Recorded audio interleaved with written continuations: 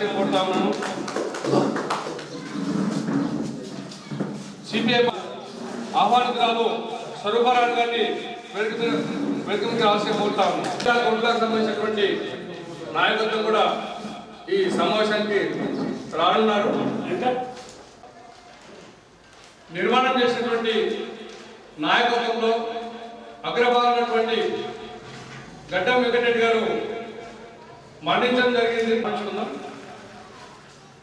ఈ సమావేశంలో ఆగినటువంటి నాయకత్వంతో పాటు జగిత్యాల కురుట్లకు సంబంధించినటువంటి నాయకత్వం కూడా ఈ సమావేశంలో పాల్గొంటారని చెప్పేసి తెలియపరుస్తూ ఇప్పుడు 3వ వర్ధంతి సందర్భంగా గడ్డ వెంకటరెడ్డి గారి చిత్రపటానికి పూలమాలలు వేయాల్సిందిగా పార్టీ రాష్ట్ర నాయకుల్ని వెంకటరెడ్డి రావాల్సి కోరుతా ఉన్నాం.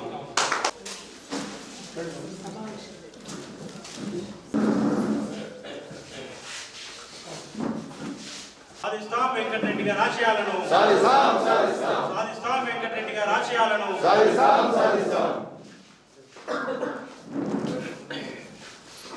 జోహార్ కామ్రేడ్ గడ్డ వెంకటరెడ్డి గారు, జోహార్ కామ్రేడ్ గడ్డ వెంకటరెడ్డి గారు. సాధిస్తాం గడ్డ వెంకటరెడ్డి ఆశయాలను, సాధిస్తాం గడ్డ వెంకటరెడ్డి ఆశయాలను.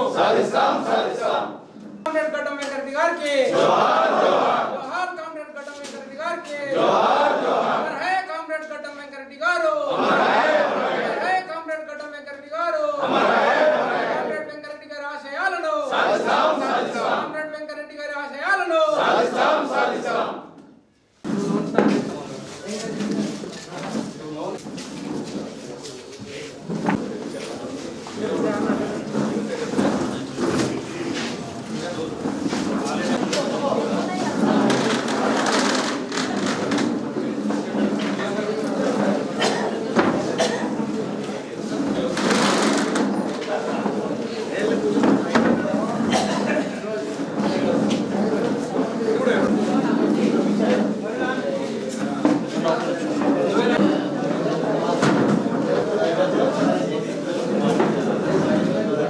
విశ్వనాథం గారిని వెలుగుకి రావాల్సి కోరుతా ఉన్నాను.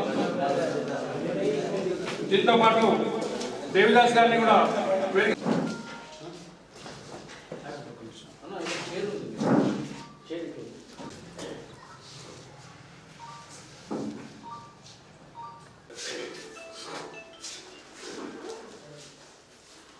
కొద్ది వాయిస్కి ఒక 2 నిమిషాలు ఆగండి. నివాళులర్పించడం జరిగింది. సందర్భంగా ఆయన ఆత్మకు శాంతి కలగాలని 2 నిమిషాలు అందరూ నిలబడి మౌనం పాటించవలసి కోరుతాం.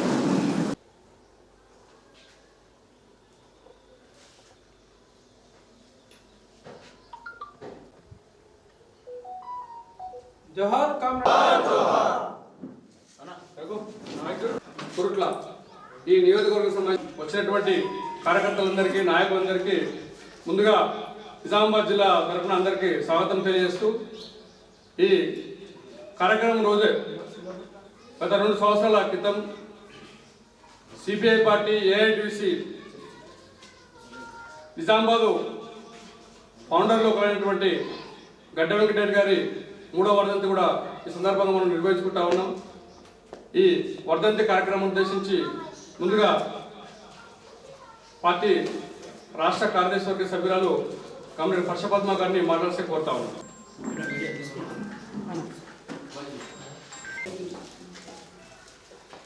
నియోజకవర్గ స్థాయిలో అధ్యక్షత వహిస్తున్న సుధాకర్ గారు, సీనియర్ కమ్యూనిస్ట్ పార్టీ నాయకుడు భూమన్న గారు, జగిత్యాల జిల్లా పార్టీ సెక్రటరీ సురేష్ గారు,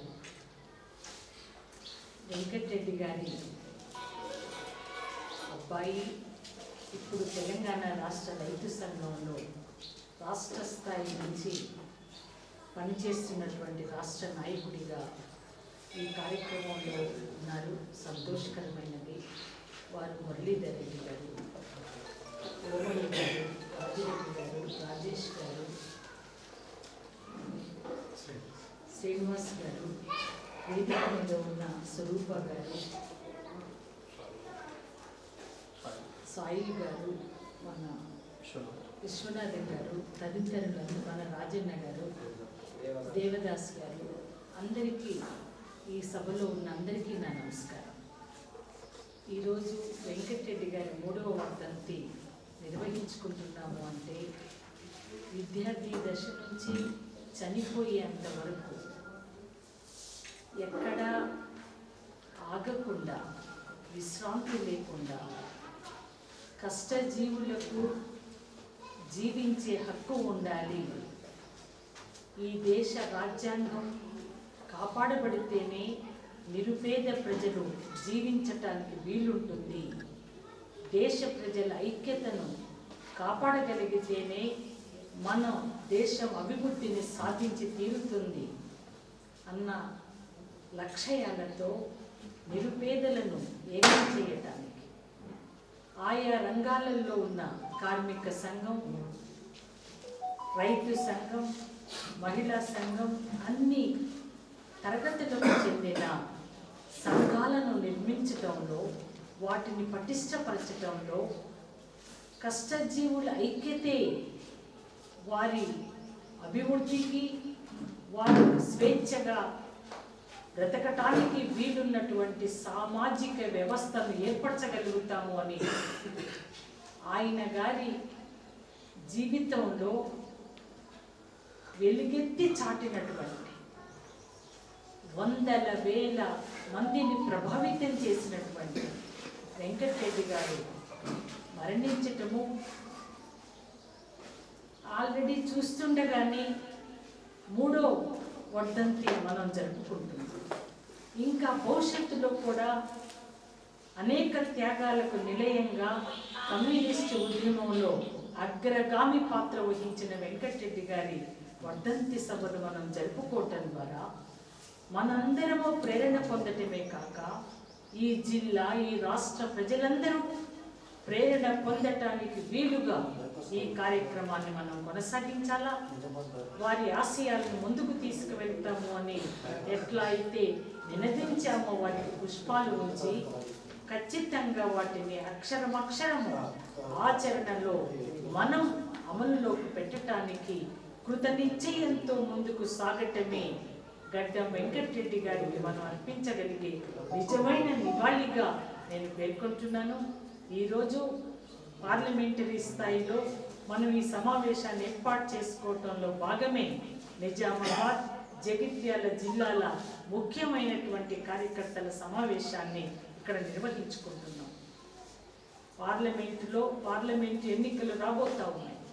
మొత్తం దేశవ్యాప్తంగా ఈ పార్లమెంటు ఎన్నికలలో మళ్ళీ గెలవటానికి ఆర్ఎస్ఎస్, బీజేపీ ఏ పనైతే చేయకూడదో అటువంటి పనులన్నింటినీ, అంటే అప్రజాస్వామిక,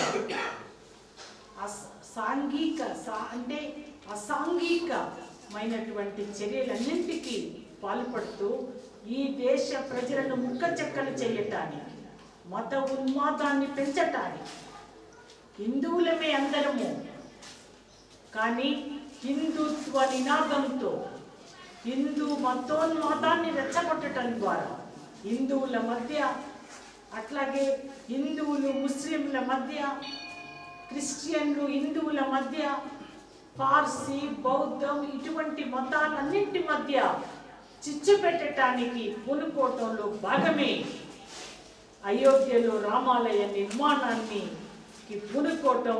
దానికి సంబంధించినటువంటి కార్యక్రమంలో అక్షింతలు తీసుకురమ్మంటున్నారు గ్రామం నుంచి.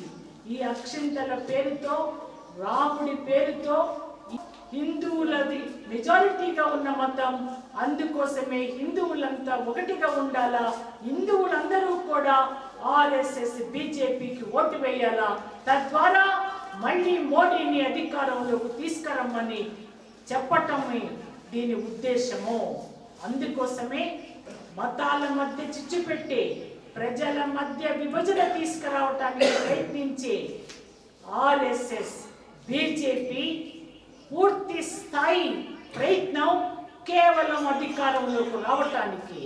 అందుకోసమే ఈ దేశంలో జీవించే హక్కును కాలరాయటానికి ప్రయత్నించడమే కాదు, చివరకు అనేక పాఠ్య పుస్తకాలలో మహాత్మా గాంధీని చంపినటువంటి ఆ దురదృష్టకరమైన ఆ పాఠ్యాంశాన్ని కూడా తొలగించటానికి ఎవరు చంపారు?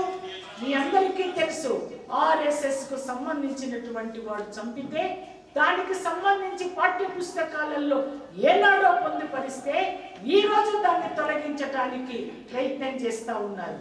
అంతేకాదు, చట్టాలలో అతి ముఖ్యమైన చట్టాలలో ఎవిడెన్స్ యాక్ట్, సాక్ష్యం చెప్పేటటువంటి చట్టం, అట్లాగే సివిల్ ప్రొసీజర్ కోడ్, ఇంకా ఇండియన్ పీనల్ కోడ్, ఇటువంటి వాటన్నింటినీ కూడా రద్దు చేశారు బ్రిటిష్ ప్రభుత్వం.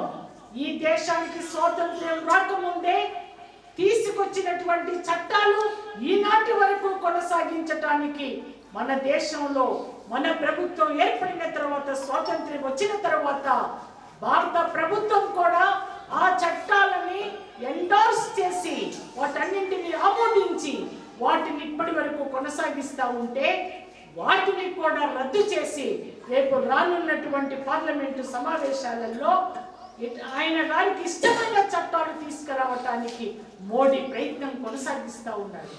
మనందరము గమనించాల్సింది, పాఠ్యాంశాలలో ఉండాల్సిన దేశ ప్రజల ఐక్యత గురించి, మత సామరస్యం గురించి, ఇటువంటి ముఖ్యమైన అంశాలను కూడా తొలగించటానికి నడుం కట్టాడు. ఒకవైపున పేదరికం తగ్గిపోయిందంటూ ఉన్నాడు, పేదరికం తగ్గిపోయిందంటున్నాడు. ఇది చాలా మంచి ధనిక దేశంగా మారింది అంటున్నారు. మన ప్రజల రోజువారీ జీవితం, ప్రజలు అనుభవిస్తున్న కష్టాలు, ఎదుర్కొంటున్నటువంటి ఇబ్బందులు, ఇవన్నీ మనం గమనిస్తూ ఉంటే దేశంలో పేదరికం తగ్గింది అని చెప్పుకుందామా? వారి చెప్పు చేతులలో ఉండే నీతి ఆయోగ్ ఈ రోజున నేను చాలా స్టడీ చేశాను. దేశంలో పేదరికం తగ్గింది అని చెప్తా ఉంది. ఒకవైపున వారికి అనుకూలమైన సంస్థలను ఏర్పరచుకొని ఈ దేశ ప్రజల మనోభావాలను మార్చడానికి, వారి పాలన పట్ల చాలా గొప్ప అభిప్రాయాన్ని ఏర్పరచడానికి, ఉన్నది లేనట్లుగా, లేనిది ఉన్నట్లుగా మభ్యపెట్టడం ద్వారా ప్రజలను ఆకర్షించడానికి ఆర్ఎస్ఎస్, బీజేపీ చేస్తున్నటువంటి ప్రయత్నాలను తిప్పికొట్టడానికి ఈ దేశంలో దాదాపు 28 రాజకీయ పార్టీలు ఏకమైన సంగతి మీ అందరికీ తెలుసు. ఇండియా పేరుతో 28 రాజకీయ పార్టీలు ఏకమయ్యాయి. ఈ పార్టీలన్నీ కూడా కృత నిశ్చయంతో ఈ దేశ స్వాతంత్ర్యాన్ని కాపాడుకోవటానికి, రాజ్యాంగాన్ని కాపాడుకోవటానికి, ఈ దేశంలో ప్రజల మధ్య ఐక్యతను, మతాల మధ్య ఐక్యతను కాపాడుకోవటానికి, ఈ దేశ సార్వభౌమాధికారాన్ని కాపాడుకోవటానికి ఏకమై మత ఉన్మాదులైన ఆర్ఎస్ఎస్, బీజేపీని ఓడించటమే లక్ష్యంగా ప్రకటించి అడుగులు వేస్తా ఉన్నారు. మంచి స్పందన వచ్చింది దేశవ్యాప్తంగా. ఎక్కడికక్కడ జరిగిన ఎన్నికలలో కానివ్వండి, ఇటీవల రేపు జరగబోయే ఎన్నికలలో కానివ్వండి, మంచి రాజకీయ పరమైన వ్యూహంతో ముందుకు వెళ్తా ఉన్నారు. మన పార్టీ కూడా, భారత కమ్యూనిస్టు పార్టీ కూడా ఇండియా కూటమిలో ఒక భాగం.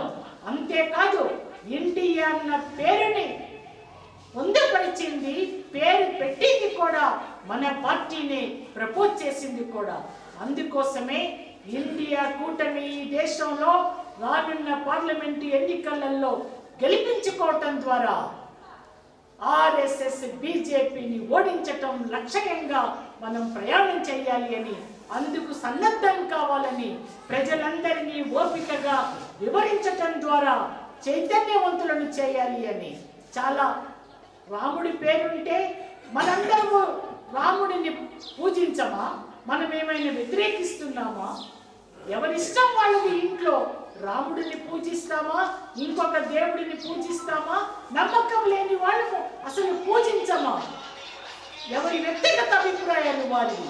కానీ ఈ రోజున 100 కోట్లు, 300 కోట్ల రూపాయలు ఇంకా మిగిలి ఉన్నాయట రామాలయం పేరుతో ప్రజలందరి జేబులలో నుండి సందాల పేరుతో పోగు చేసి ఇంకా 300 కోట్ల రూపాయలు అక్కడ పోగబడి ఉండటము.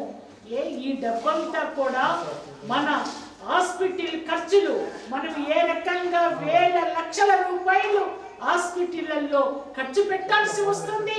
ఏదైనా ప్రైవేట్ హాస్పిటల్ మెట్లెక్కితే చాలు దిగటానికి భయపడుతున్నాం. డబ్బు కట్టి పేషెంట్ని బ్రతికించుకొని కిందికి దిగటానికి భయపడుతున్నామే. ఈ డబ్బు ఎందుకు ఉపయోగించరు? బడ్జెట్ కేటాయింపులలో మన బిడ్డల చదువు గురించి, మన ఆరోగ్యం గురించి, మన బిడ్డల ఉద్యోగాల గురించి ఆలోచన చేయని బీజేపీ, ఆర్ఎస్ఎస్ వీరు రామ మందిరం కట్టిస్తున్నాం, అక్షింతలు తీసుకొని రండి. వీటి వెనుక దాగి ఉన్న రాజకీయ కుట్రని మనం అర్థం చేసుకోవాలా. రాముడిని పూజించుకోవాలంటే ఎవరింట్లో వాళ్ళు పూజించుకోవచ్చు, ఇబ్బంది లేదు. ఇంకా ఏదైనా ఉంటే ఆ ఊర్లోనో ఇంకా ఇతరత్రనో చిన్న చిన్న నిర్మాణాలు చేసుకుంటున్నారు. రాముడి గుడెనో ఇంకొక గుడెనో. ఇంత భారీ ఎత్తున ఇన్ని కోట్ల రూపాయల, 100 కోట్ల రూపాయల నిర్మాణము అవసరమా అని కూడా నాలాంటి వాళ్ళకైతే ప్రశ్న వస్తూ ఉంది. అందుకోసమే దీన్ని ఆలోచించమని, భవిష్యత్తులో ఆర్ఎస్ఎస్ బీజేపీ రాజకీయ కుట్రలను ఓడించడానికి సిద్ధం కమ్మని ఈ సందర్భంగా మీ అందరికీ నేను మనవి చేస్తా ఉన్నాను. ఈ కార్యక్రమం ఇంకా కొనసాగుతుంది. మిగతా నాయకులందరూ కూడా మాట్లాడతారు. మీడియా మిత్రుల కోసం ఇక్కడ నేను ముందుగా మాట్లాడాను, మళ్ళీ కూడా మాట్లాడతానని మనవి చేసుకుంటూ ముగిస్తాను. తెలంగాణ రాష్ట్ర సంఘం రాష్ట్ర ఉపాధ్యక్షులు గడ్డ వెంకటరెడ్డి గారి కుమారులు గడ్డ మురళి గారిని మాట్లాడేసుకుంటాం.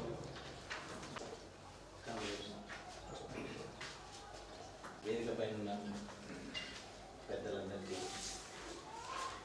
ముందుగా ఉన్న నా తోటి కామ్రేడ్స్ అందరికీ నమస్కారాలు. అప్పుడే నాన్నగారు పోయి 3 సంవత్సరాలు జరిగిపోయింది. ఇప్పటికీ ఇంకా మాలో ఉన్నారన్నటువంటి భావనలోనే ఉన్నాము. ఎక్కడికో వెళ్ళారు, మళ్ళీ వస్తారు అన్నటువంటిది మా దినచర్యలో ప్రతిరోజు ఎక్కడ ఏ కార్యక్రమం చూసినా, ఒక నలుగురికి ఒక సేవా కార్యక్రమం చూసినా మా నాన్నగారి గుర్తుకొస్తుంటారు. ఇదే మా నాన్నగారు మాకు బోధించినటువంటి మాటలు. ఇలా ఉండాలి అని చెప్పినటువంటి మాటలు.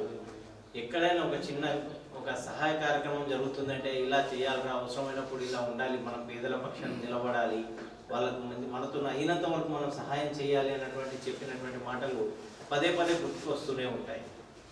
అలాగే ఈరోజు చూస్తున్నాం, మా నాన్నగారి బాటలో ఎంతమంది తనకు ఒక శిష్యులుగానో, తన ఆత్మీయులుగానో, తన అన్నదమ్ములాగానో ఇంతమందిని పోగేసి ఇక్కడ ఈ కార్యక్రమం ఇవాళ జరుపుకుంటున్నారు. వీళ్ళందరూ వాళ్ళ అభిమానంతో జరుపుకుంటున్నారంటే చూస్తుంటే ఎంతమందికి వీళ్ళందరినీ ఒక సైన్యాన్ని తయారు చేసి ఎంతోమంది పేదలకి ఇవాళ అండగా నిలబెట్టిండ్రు.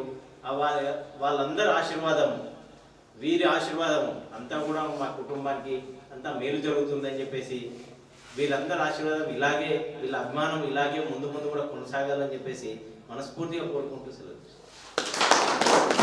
ఈ వర్ధంతి కార్యక్రమం ఇక్కడితో ముగిస్తూ, ఈనాడు ఏదైతే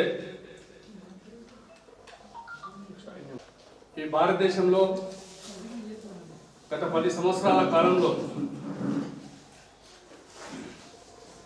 అభివృద్ధిని పక్కన పెట్టి మతం పేరుతో ప్రజల్లో చిచ్చు పెడుతున్నటువంటి ఎన్డీఏ కూటమి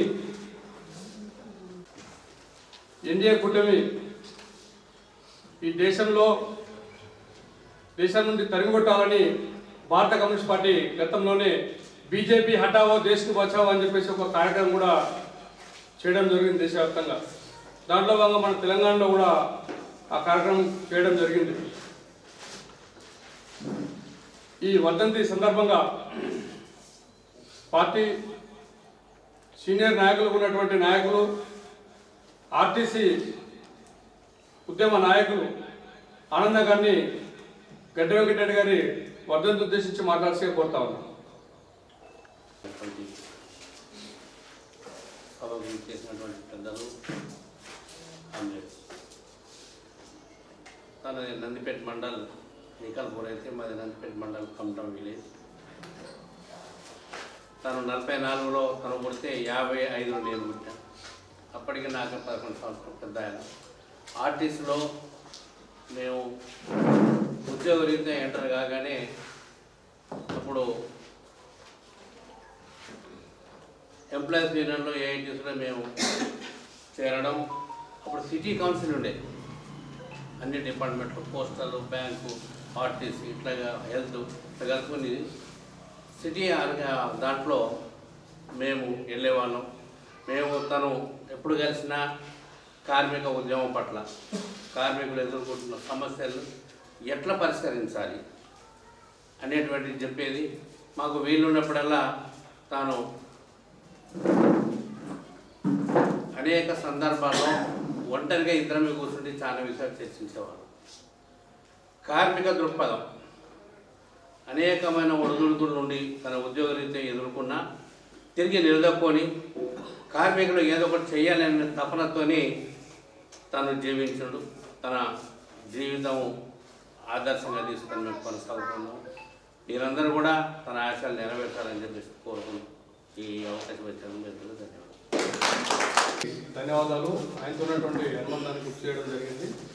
ఇప్పుడు మన కార్యక్రమాన్ని ఉద్దేశించి పార్టీ రాష్ట్ర నాయకులు కంజర బొమ్మన్న గారిని మాట్లాడాల్సి కోరుతాం. అధ్యక్షులు, మన ముఖ్య అతిథి, మన పార్టీ రాష్ట్ర కార్యదర్శి వేదిక మీద ఉన్న 2 జిల్లాల నాయకులకు, ఈ సమావేశంలో పాల్గొన్న కాంగ్రెస్ అందరికీ విప్లవాభినందనలు తెలియజేస్తూ, మిత్రులారా, 3 సంవత్సరాల క్రితం మన నుండి దూరమైన వెంకరెడ్డి గారి వర్ధంతి ఈరోజు. అదే కోవలో ఇలా ఎన్టీ రామారావు వర్ధంతి కూడా ఇదే రోజు. రాంగా చూస్తున్న టెంట్ వేసుకొని అన్నసత్రాలు పెడుతున్న పరిస్థితి. ఏదున్నా కానీ ఇక్కడ టీడీపీ కనుమరుగైన ఎన్టీ రామారావు చేసిన సేవలను గుర్తించి ఇవాళ వర్ధంతి జరుపుకోవడం. అట్లాగే మనం వెంకరెడ్డి గారు పేద ప్రజల కోసం తన జీవితాన్ని వాస్తవంగా పెట్టిన వాళ్ళు అనేక అవకాశాలు ఉన్నా, అట్లాగే తనకు ఉద్యోగరీత్యా అవకాశాలు ఉన్నా కుటుంబానికి తక్కువనే చేసిందని నేను భావిస్తాను. ఇప్పుడున్న సమాజంలో ఆ స్థాయిలో ఉన్న వాళ్ళు అనేక రకాలుగా ఆస్తులు కూడా పెట్టి వాళ్ళ కుటుంబాలను ఏ విధంగా రిచ్లో చూసేవాళ్ళు. అలాంటి పరిస్థితి ఉన్నా కానీ వాళ్ళ తాను పేద ప్రజల కోసమే విద్యార్థి దశ నుండి చనిపోయే వరకు కార్మిక వర్గం కోసం పనిచేస్తూ తన శ్వాస విడిచాడు. అనగా తనలో ఉన్న మంచితనాన్ని కొద్దిగా అయినా మనం అడ్డపట్టించుకోవాల్సిన అవసరం ఉంది సందర్భంగా. అలాంటప్పుడే ఈ సమాజంలో నిలదొక్కుకుంటాం, లేకపోతే బురదగుంట సమాజం. ఈ సమాజంలో మాత్రం విలువలు అనేటివి తగ్గిపోతున్న సమయము. అట్లాగే కుటుంబాల్లో ఆర్థిక విషయాలు కానీ అనేక విషయాలు కానీ ఇప్పుడున్న ఈ సమాజంలో అనేక రకాలుగా జబ్బులు వస్తున్న పరిస్థితి ఉంది. తల్లిదండ్రులను గంటి వేస్తూ ఇవాళ రోడ్డు పాలు చేస్తున్న పరిస్థితులలో ఈరోజు సమాజంలో ఉన్నాం. అలాంటి టైంలో మనం కమ్యూనిస్ట్ పార్టీ కార్యకర్తలుగా మనం ఆదర్శంగా మన కుటుంబాన్ని చూసుకుంటూ మనము విలువలను కాపాడుకుంటూ మన ముందు మన తరాల వాళ్ళు చేసిన త్యాగాలను మరించుకుంటూ ముందుకోవాల్సిన అవసరం ఉంది. కాబట్టి ఈరోజు సమావేశం ఏంటంటే మళ్ళీ పార్లమెంటుకు ఎన్నికలు వస్తుంది. ఈ ఎన్నికల టైంలో మన పార్టీ స్టాండు రాబోయే రోజుల్లో ఏ విధంగా ఉండాలి, మనం ఏ విధంగా ఉండాలనేది మన పార్టీ నిర్ణయం. గత 45 రోజుల క్రితం మనం మార్పును కోరి కాంగ్రెస్తోని పొత్తులో భాగంగా టీఆర్ఎస్ పార్టీని, బీజేపీ పార్టీని అధికారంలోకి రాకుండా చేయాలనే లక్ష్యంతో పార్టీ కార్యకర్తలంతా పార్టీ ఇచ్చిన పిలుపులో భాగంగా తమ శక్తి మేరకు పనిచేశారు. ఇవాళ బీఆర్ఎస్ పార్టీని దారి పట్టించారు. మళ్ళీ ఎన్నికలు వస్తున్నాయి.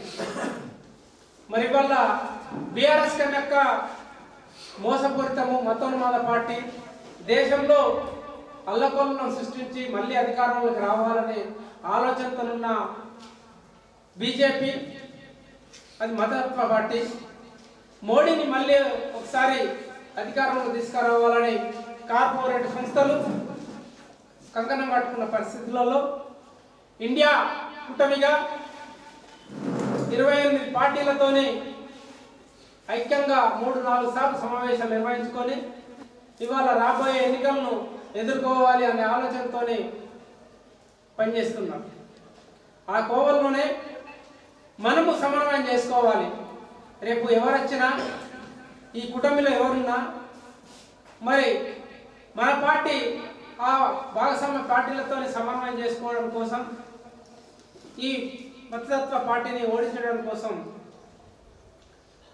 మనము ఐక్యంగా ముందుకోవడం కోసం ఏ విధంగా ఉండాలి దానికోసమే మనం ఈ సమావేశం ఏర్పాటు చేసుకున్నాం. కనుక మనకు ఈ 2 జిల్లాల్లో 7 నియోజకవర్గాలు వస్తాయి. జగిత్యాల జిల్లా, నిజామాబాద్ జిల్లాలకు సంబంధించి ఈ 7 నియోజకవర్గాల్లో మనకు ఆర్గనైజేషన్ ఉంది. వివిధ ప్రజా సంఘాలు ఉన్నాయి, పార్టీ శాఖలు ఉన్నాయి. కనుక ఈ శాఖలను సమన్వయం చేస్తూ ప్రజా సంఘాలను సమన్వయం చేస్తూ రాబోయే రోజుల్లో మరి మనకు ఈ 7 నియోజకవర్గాల్లో ఖచ్చితంగా మన ప్రజా సంఘాలను పార్టీని సమన్వయం చేస్తూ బలోపేతం చేస్తూ అంటే కమ్యూనిస్టు పార్టీ అనుకుంటే ఖచ్చితంగా వాళ్ళు వెనుకడు వేయరు. ఖచ్చితంగా ఏదైనా కానీ నిర్ణయం తీసుకుంటే వాళ్ళు గట్టిగా నిలబడతారనే ఆలోచన. అట్లాగే మనం పొత్తు పెట్టుకుంటున్న పార్టీలకు కన్విన్స్ చేయాల్సిన అవసరం ఉంది. కనుక మన శక్తి తక్కువైనా మనము నీతిగా నిజాయితీగా పనిచేసే వాళ్ళం కనుక మరి ఈ 7 నియోజకవర్గాల్లో మన పార్టీని బలోపేతం చేస్తూ అట్లాగే కాపాడుకుంటూ, ఎందుకంటే ఎప్పుడైనా కానీ బుర్జా పార్టీతో కలిసినప్పుడు జబ్బులు అనేవి వస్తాయి. కనుక ఏదన్నా కానీ మనం కంట్రోల్ చేసుకోవాల్సిన అవసరం ఉంది. మనం మన మనసును మన ఆధీనంలో ఉంచుకోవాల్సిన అవసరం ఉంది. అలాంటి టైంలో మనం ఒక యుద్ధమే బీజేపీని రాకుండా చేయడం కోసం యుద్ధం చేయడానికి కోసం సిద్ధమవుతున్న టైంలో మన నియోజకవర్గ పార్లమెంట్ నియోజకవర్గ కమిటీ సమావేశం ఇక ఏర్పాటు చేసుకోవాలి. దాన్ని అట్లా ఆ నాయకత్వం ముందుకు తీసుకుపోవాలని రాష్ట్ర నాయకత్వం పిలుపులో భాగంగా ఈరోజు సమావేశం ఏర్పాటు చేసుకుంటున్నాం. కనుక మీరు మన పార్టీని రాబోయే రోజుల్లో ముందు తీసుకోవడం కృషి చేస్తారని, అట్లాగే వెంకరెడ్డి ఆశయాలను కూడా మనం ఎంతో కొద్దిగా మనము నీతి నిజాయితీగా విలువలతో కూడిన ఆలోచనతో ముందుకు పోవడం కోసం కృషి చేస్తామని తెలియజేస్తూ ఈ అవకాశం ఇచ్చిన అధ్యక్ష వర్గానికి మరొకసారి నా తరఫున విప్లవంగా తెలియజేస్తూ ముగిస్తున్నాను. పార్లమెంటరీ సమావేశాన్ని ఉద్దేశించి జగిత్యాల జిల్లా పార్టీ జిల్లా నాయకులు విశ్వనాథ గారిని మాట్లాడుతున్నారు. సమావేశానికి ముఖ్య అతిథిగా శ్రీ వర్ష పద్మ గారికి ఈరోజు నిజామాబాద్ పార్లమెంటు అయిన తర్వాత ఇది మొదటి సమావేశం అవుతుంది సార్. ఈ విధంగా ఉమ్మడి సమావేశం. ఇప్పుడు కమ్యూనిస్టుల పైన ఒక గురుతర బాధ్యత ఉన్నదని మా నాయకులు చెప్తున్నారు. ఆ గురుతర బాధ్యత ఏంది? ఇవాళ మతోన్మాదం, కులోన్మాదం ఇవి పిచ్చరిల్లిపోతున్నాయి. వీటిని ఎదిరించాలంటే ఒక కమ్యూనిస్టుల ద్వారా తప్ప వేరే వాళ్ళతో సాధ్యం కాదు. మనం అవేర్నెస్ ప్రోగ్రామ్ చేసి మనం ప్రజలను చైతన్యం చేయవలసిన కార్యక్రమం మనం ఉంది. ఒకవేళ మనం నిలబడకపోవచ్చు ఇక్కడ, కానీ ఓడించే సత్తా మనకున్నది. ఓడించే సత్తా ఉందంటే మనం మరి ధీటుగా మనం జవాబు ఇవ్వవలసిన అవసరం, మతోన్మాదానికి ధీటుగా జవాబు ఇవ్వాలి. మనం తిట్టుకొట్టవలసిన అవసరం కమ్యూనిస్టులపై ఉన్నది. మరి రాష్ట్ర నాయకులు ఇండియా కూటమిలో మనం ఉన్నాం. ఇంకా పోటీ చేయకపోవచ్చు, మనం బహుశా కాంగ్రెస్కి సపోర్ట్ ఇస్తాం కావచ్చు. కానీ దాంట్లో మన పాత్ర కొద్దిగా అనుకుంటాం, కానీ మన పాత్ర పెద్దగా ఉంటుంది. ముఖ్యంగా రాష్ట్ర పార్టీ యువజన సంఘాలను, విద్యార్థి సంఘాలను, ప్రజానాట్యం వంటి దళాలను చైతన్యం చేయవలసిన అవసరం ఉన్నది. ప్రజల్లో మనం చూసుకోపోవాలి. బీజేపీ మతోన్మాదాన్ని కులోన్మాదాన్ని ఏ విధంగా తీసుకొస్తున్నటువంటిది ప్రజలకు వివరించగలగాలి. అట్లాగే మనం ఇక్కడ ఉన్నటువంటి శాఖలలో శాఖా సమావేశాలు కానీ జగిత్యాల జిల్లా ఉంది, అట్లాగే నిజామాబాద్ జిల్లా. జగిత్యాల జిల్లాలో కూడా జిల్లా వ్యాప్తంగా ముఖ్య కార్యకర్తల సమావేశం, నియోజకవర్గాలుగా సమావేశాలు పెట్టి చైతన్యమైన గీటురాయి, దాని ద్వారా మతోన్మాదాన్ని మనం ఓడించగలుగుతాం. ఇంకోటి మనము ఇవాళ వచ్చిన ఇక్కడికి బీజేపీ మొన్న ఎమ్మెల్యే ఎలక్షన్ అప్పుడు మా కోట్ల నియోజకవర్గంలో కులం ఒక ఉన్మాదం అయిపోయింది. బీసీలు వర్సెస్ ఎఫ్సీలు. అక్కడ ఒక 10,000 ఉంటే తక్కువ బీజేపీకి వెళ్తుంది. అలాంటి సిచ్యువేషన్ వాళ్ళు బీజేపీ వాళ్ళు ఏదైనా కూడా తీసుకొస్తారు. అట్లా ఇక్కడ మతం గెలిచింది.